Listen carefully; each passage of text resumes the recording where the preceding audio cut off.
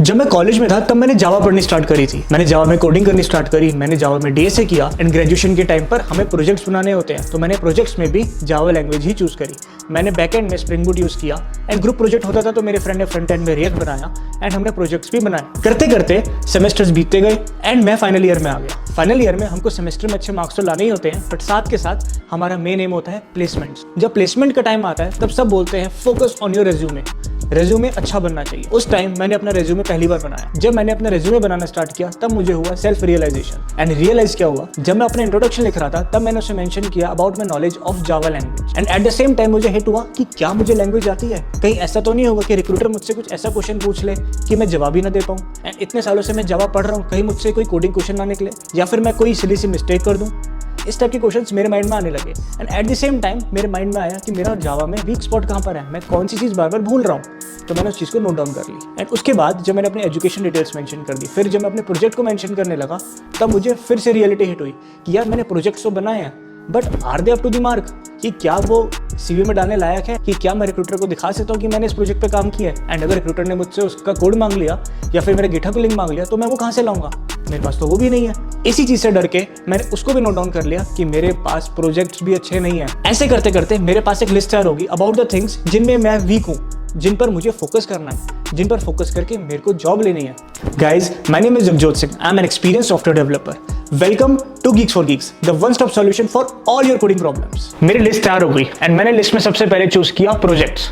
And जब मैं project बनाने लगा तब मैंने कुछ YouTube वीडियोस देखी एंड उधर ये बोला गया कि प्रोजेक्ट ऐसा बनाओ जो थोड़ा यूनिक हो, मार्केट में जो चीज़ ऑलरेडी एग्जिस्ट कर रही है वो ना हो के कुछ डिफरेंट हो। तब मैं सोच में पड़ गया कि यार मार्केट में तो सब कुछ है, ऐसा मैं कौन सा नया आइडिया लेकर आऊँ। मेरे सीनियर ने बोला कि प्रोजेक्ट जो मार्केट में ऑलरेडी एग्जिस्ट कर रहे हैं उनको देखो, उनमें कौन कौन से फीचर एग्जिस्ट करते हैं और सोचो कि हम उसमें नया फीचर क्या ऐड ऑन कर सकते हैं। इस अप्रोच को फॉलो करके हमें प्रोजेक्ट बनाना चाहिए। इसी चीज को लेते हुए आज हम बात करेंगे यूनिक प्रोजेक्ट आइडियाज की, ऐसे प्रोजेक्ट्स जिनको बना के you will be in the top 10%। तो सबसे पहला एक आइडिया वो है क्रोम एक्सटेंशंस का। कभी कभार ऐसा होता है कि हम किसी वेबसाइट पर होते हैं, उस वेबसाइट को स्क्रॉल कर रहे होते हैं, हम उसमें चीजें ढूंढ रहे होते हैं and at the same time कभी हिट करता है कि काश इस वेबसाइट पे कुछ ऐसा होता कि मेरा सारा काम आसान हो जाए, मुझे जो चीज़ चाहिए वो मुझे फटाफट मिल जाए, मुझे ढूंढना ना पड़े। तो ऐसे ही एक न्यूज़ ऐप है, जैसे उस न्यूज़ ऐप पे हम जाते हैं, हम न्यूज़ प्रॉपर पढ़ते हैं बैठ के, बट सडनली हमको ऐसा फील हो रहा है कि कुछ ऐसा होता कि जिससे मेरे को फटाफट सारी चीज़ें मिल जाती, मेरा टाइम बच जाता।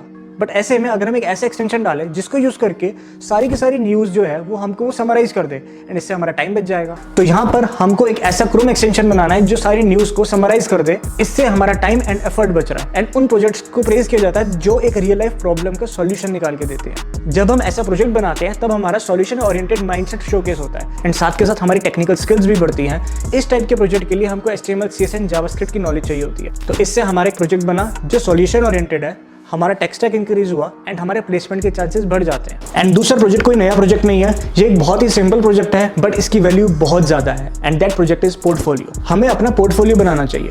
पोर्टफोलियो में हम अपने बारे में लिखते हैं, हम अपनी एजुकेशन लिखते हैं, अपनी स्किल्स लिखते हैं, अपने प्रोजेक्ट्स के बारे में मेंशन करते हैं एंड हम साथ के साथ अपने टेक्निकल ब्लॉग्स भी डाल सकते हैं। एंड इस पोर्टफोलियो को बनाने के लिए आप मंस्टैक का यूज़ कर सकते हो। इससे आपको बहुत फायदा होगा। आपको मोंगोडीबी की नॉलेज मिलेगी, एक्सप्रेस.js की मिलेगी, रिएक्ट की मिलेगी, नोड.js की मिलेगी एंड आपका पोर्टफोलियो भी लाइव हो जाएगा। इससे हमको 2-3 चीज़ें मिल जाती है। हमारा पोर्टफोलियो पहली चीज़ जो रिक्रूटर को चाहिए होता है एंड उसके बेसिस पर हमारे प्लेसमेंट के चांसेस होते हैं। सेकेंड वन इज़ आपका टेक स्टैक बढ़ जाएगा।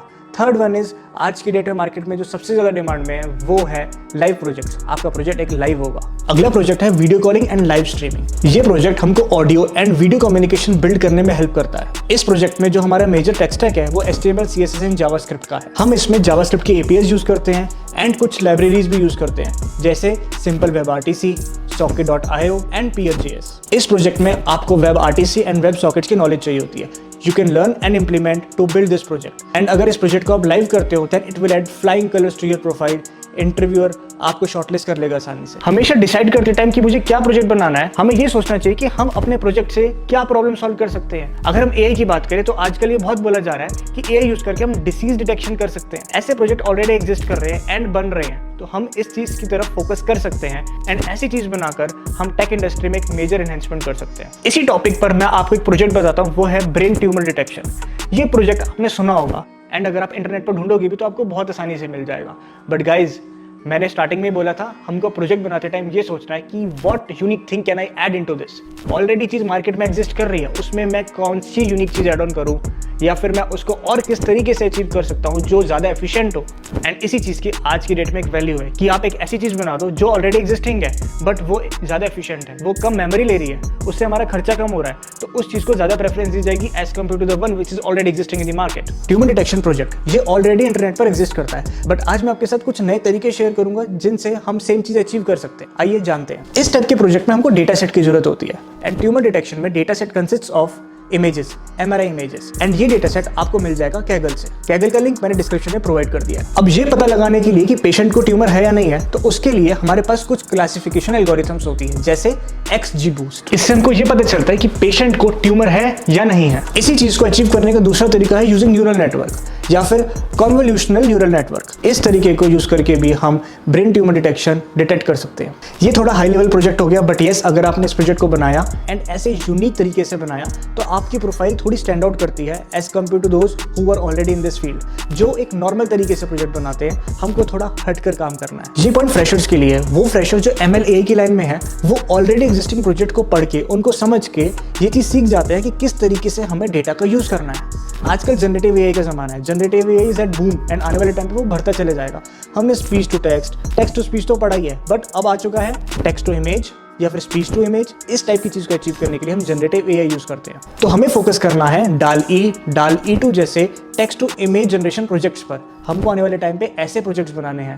इसी तरीके से हम टॉप 10% में आ पाएंगे एंड हमारे प्लेसमेंट एंड ग्रोथ के चांसेस एक्सपोनेंशियली बढ़ जाएंगे। गाइज, और भी बहुत प्रोजेक्ट्स हैं, उन सब के बारे में मैंने डिस्क्रिप्शन में मेंशन कर दिया है। You can click the link and आप देख सकते हो और कौन कौन से प्रोजेक्ट्स बनाए जा सकते हैं। आई होप मैंने इस वीडियो में आपके साथ कुछ वैल्यूएबल इन्फॉर्मेशन शेयर करी होगी। अगर आपको वीडियो अच्छी लगी तो आप वीडियो को लाइक कर सकते हैं, आप चैनल को सब्सक्राइब कर सकते हैं and yes, comment section is open for you. आप उसमें अपने वैल्यूएबल कमेंट्स शेयर कर सकते हैं।